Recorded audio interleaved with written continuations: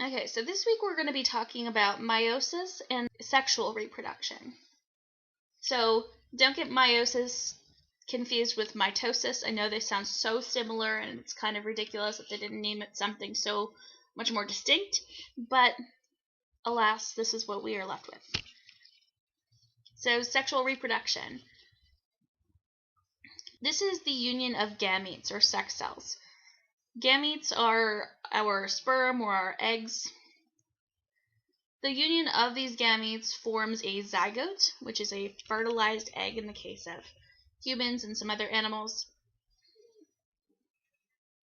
Gametes are haploid and zygotes are diploid. So remember that diploid means that there's two sets of chromosomes, haploid means that there's one. So the fusion of these gametes together combines those two sets of chromosomes from each parent into a diploid zygote. So that's different from the somatic cells that we talked about last week that have those homologous chromosomes. So meiosis is the nuclear division in diploid cells.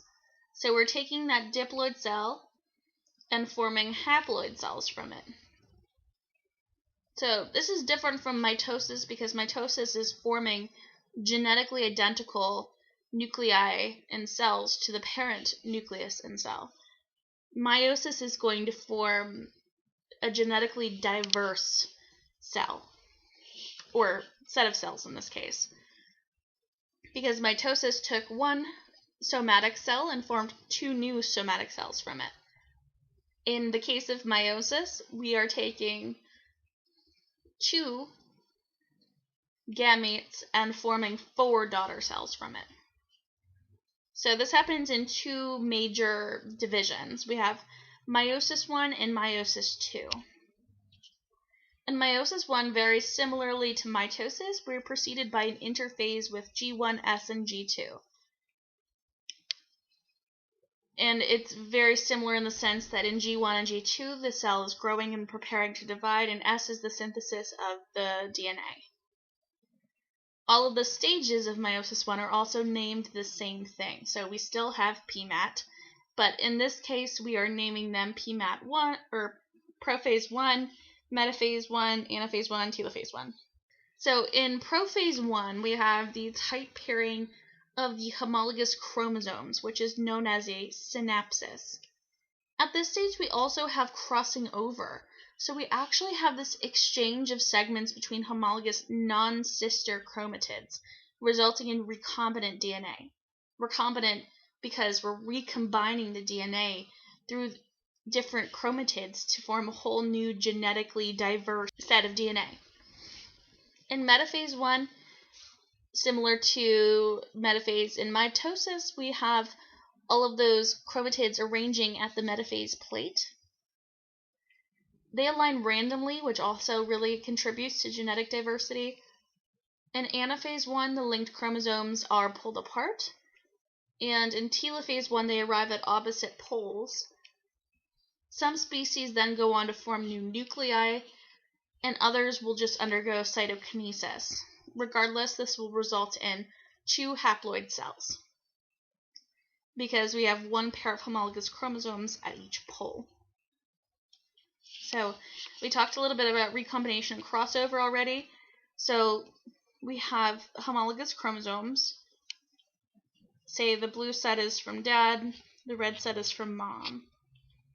So when they cross over, they actually combine DNA and contribute a little bit of DNA to each other, which allows for whole new sets of genes. Remember in the homologous chromosomes before, all of the genes were at the same locus. Now in recombinant DNA, they are not. In Meiosis II, some species enter a stage called Interkinesis, which is a brief interphase. This lacks an S phase, so no chromosomes are duplicated here. And again, we're going to go undergo PMAT, so prophase 2, metaphase 2, anaphase 2, and telophase 2. And this is identical, essentially, to mitosis. So, meiosis and mitosis are both the division of the nucleus in eukaryotes. It depends on which type of cell that we're talking about. So, somatic cells undergo mitosis, gametes or sex cells undergo meiosis. Meiosis I is referred to as a reductional division because in this division we are taking the number of the sets of chromosomes of 2. So we have 2 sets of chromosomes and we make 1 set of chromosomes. In meiosis II, this is analogous to mitosis, like we just previously said. So to recap, in mitosis, we're taking 1 nucleus and making 2 nuclei that are genetically identical. In meiosis, we're taking 2 nuclei from different parents and forming 4 genetically diverse nuclei. So here's another recap in meiosis. So notice in mitosis how long interphase is occurring. It's about 75% of the life of the cell. So it spends most of its life growing and just making DNA. Then we undergo prophase, metaphase, where everything's lined up in the middle, anaphase, telophase, and cytokinesis, the splitting of those into 2 daughter cells. It's also important to note that in mitosis we're forming diploid cells because they are genetically identical to the original. But in meiosis we're taking diploid cells and forming haploid cells.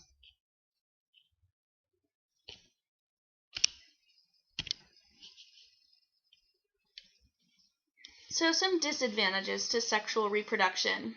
So you would think that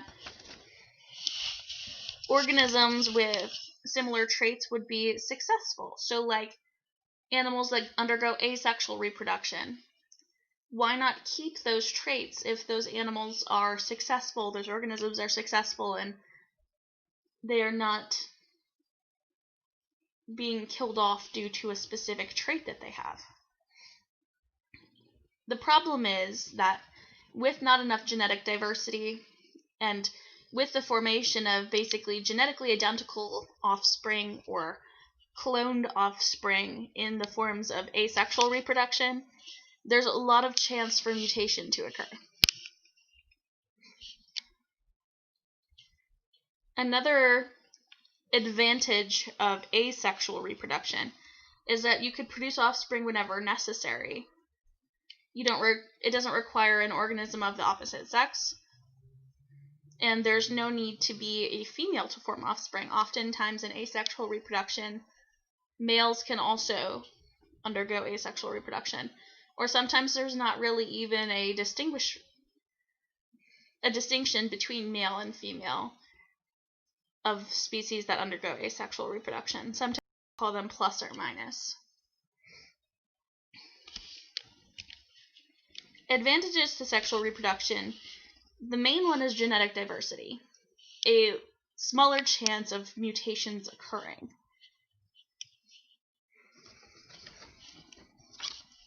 This can also be seen with the Red Queen hypothesis, named after the Queen of Hearts from Lewis Carroll's Through the Looking Glass. So this states basically that all species are co-evolving with other organisms. They're evolving at the same time. So this is really easily seen with predator and prey. If one or the other was not evolving at the same time, then eventually the prey would outrun the predator, or the predator would get so evolved that it would always be able to catch the prey. So they have to be evolving constantly together,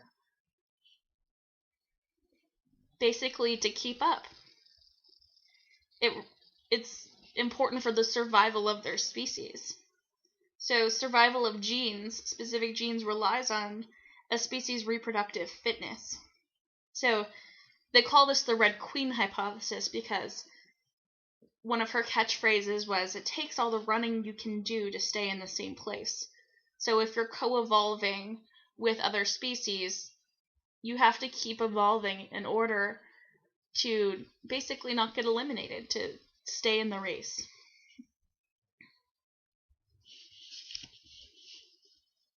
And all organisms have different life cycles. Some stay more in diploid stages, some stay more in haploid stages, but most have a diploid dominant life cycle.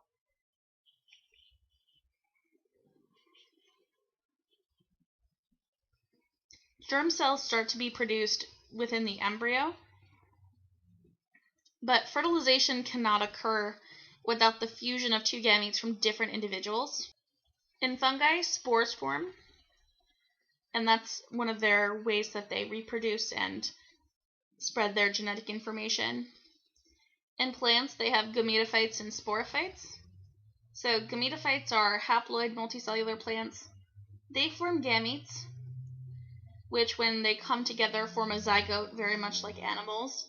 The zygote will undergo mitosis to form a sporophyte, which will undergo meiosis to form haploid spores, which eventually become gametophytes. So that's kind of the life cycle of most plants.